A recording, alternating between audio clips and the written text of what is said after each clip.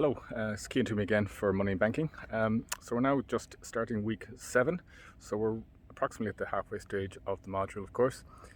Last week I indicated that the exam is going to be take-home long essay form of an exam this year, and essentially you're going to have 2 essays to write, and those essays will obviously complement what you've done for the first essay, but they will be on different topics.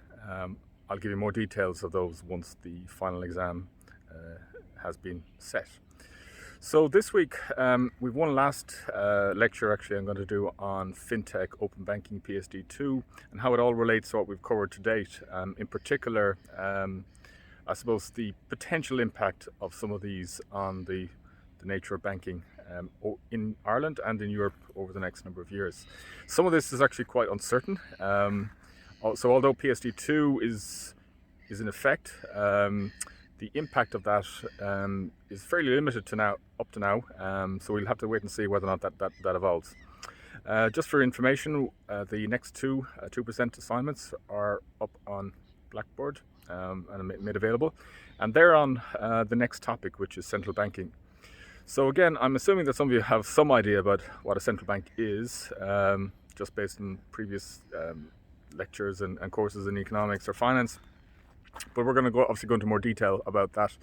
So we're going to start obviously by understanding what a central bank does, the nature of its activities. We're going to focus primarily on 4 central banks, those being the ECB, in terms obviously of its implications for the Eurozone and obviously in terms of setting monetary policy for Ireland as well as the other Eurozone members.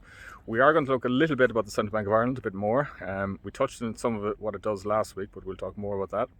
We're going to talk about the Bank of England, because again in the context of Brexit, but also in the context of what the Bank of England is doing when it comes to things like digital banking, digital currencies, etc. It's quite interesting to have a look at that one. And finally, we look at the US Federal Reserve.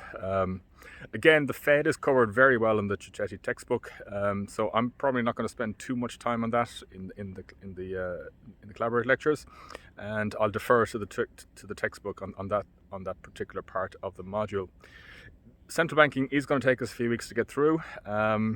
And actually there's a very strong link between things like bank regulations, central banks, and the future of digital currencies as well, as we're going to see towards the end when we bring in cryptocurrencies first and then central bank digital currencies.